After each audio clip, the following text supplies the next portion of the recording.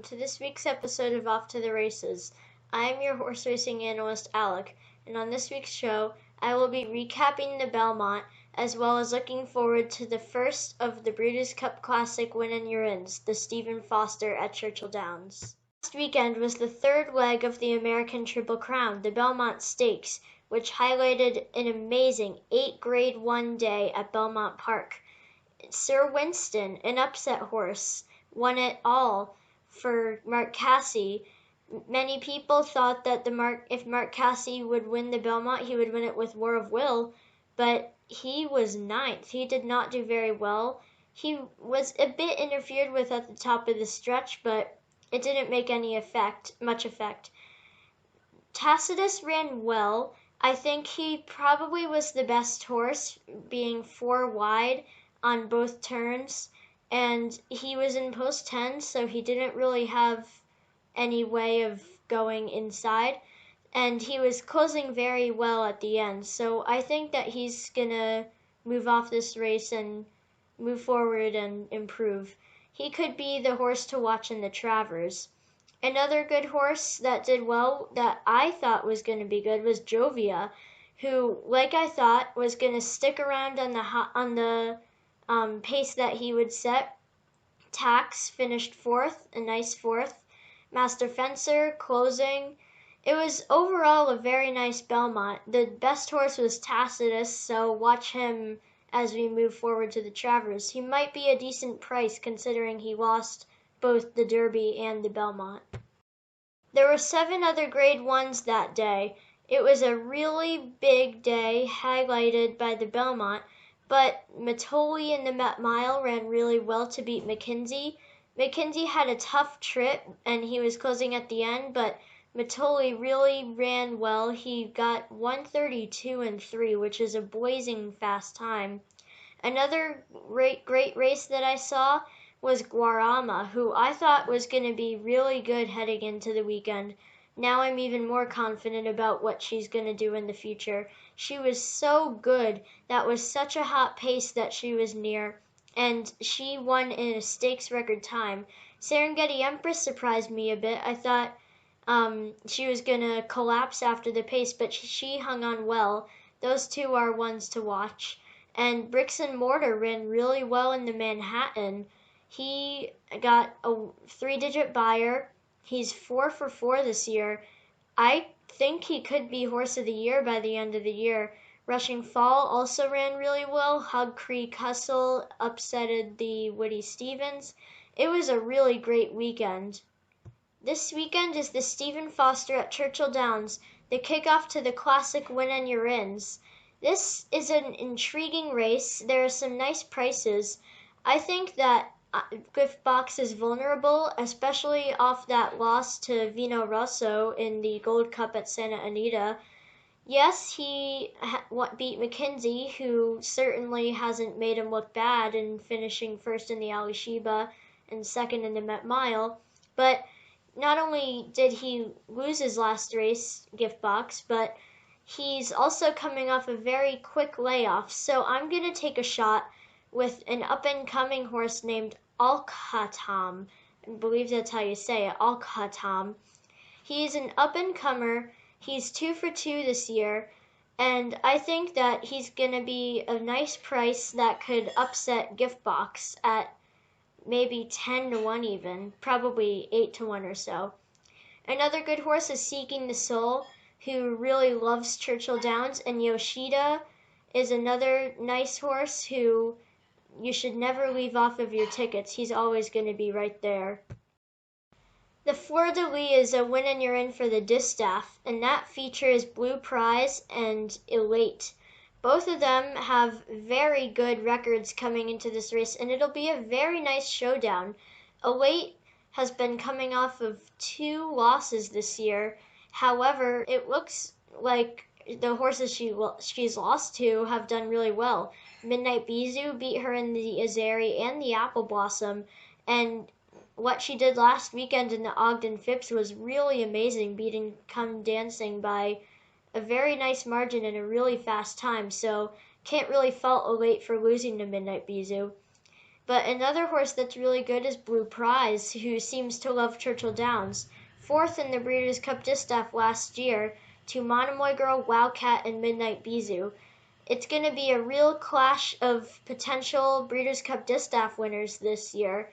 If I had to make a pick, I might choose Blue Prize because I find it hard to separate these two, and Blue Prize is probably going to be the better price, so I'd go for her. But Elate is a very good horse. Don't leave her off your tickets. If you are a chalk-eaten weasel like me, then you should box them, but Blue Prize, I think, is going to win the race.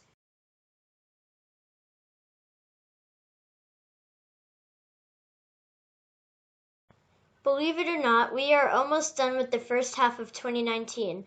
What many people, including me, like to do is do their mid-season Eclipse Awards. So without further ado, I'll start with the young horses so far, 3-year-old male. This is an interesting choice.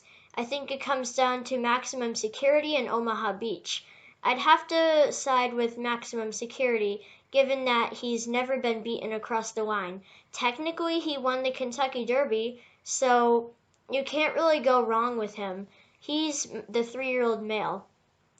3-year-old female, you can't help what Guarama did in the Acorn.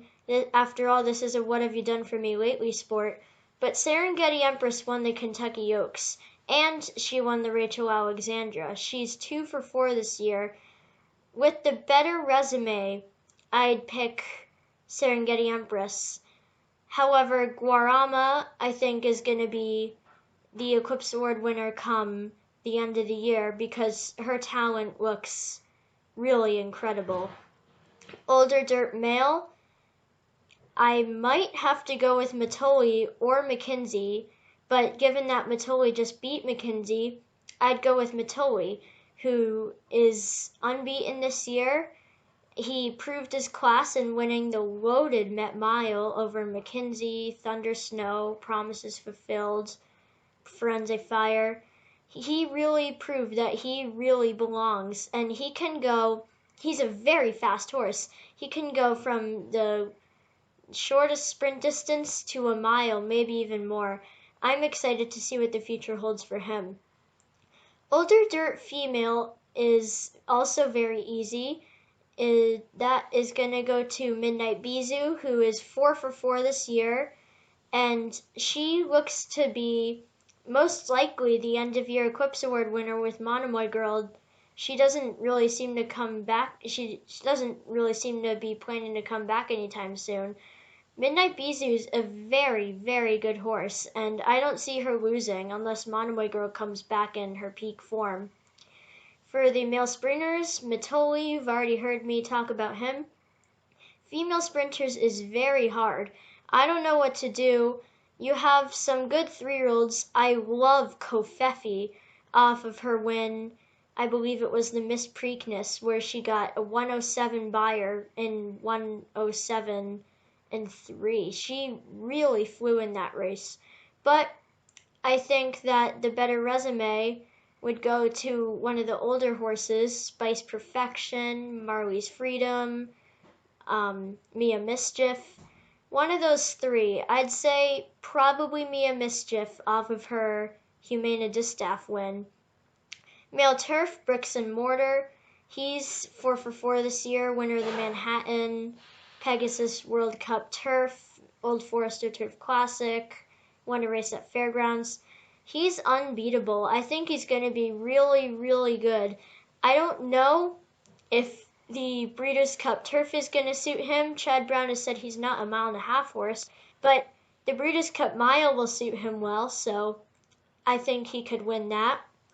Female turf is Rushing Fall right now off of her Just a Game and Jenny Wiley win. However, I must give honorable mention to Vasilika, who is all the rage in California.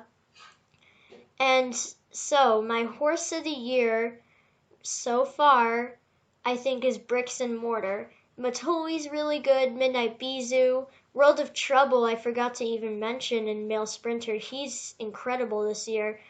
But Bricks and Mortar has raced on a more classic path. The sprinters don't usually win Horse of the Year. I think Bricks and Mortar is capable if he keeps winning these grade ones. I think a Breeders' Cup Mile win would translate to Horse of the Year better than a Breeders' Cup Dirt Mile win, say if Matoli does that. So that's the mid-season Eclipse Awards for me. That's it for this week's show. On next week's show, I will be recapping the Stephen Foster as well as sharing some of my predictions for what's going to happen in Breeders' Cup races and in, like, let's say the Travers and other big Breeders' Cup Challenge Series races. Please like and hit the subscribe button. I'll see you next week on Off to the Races.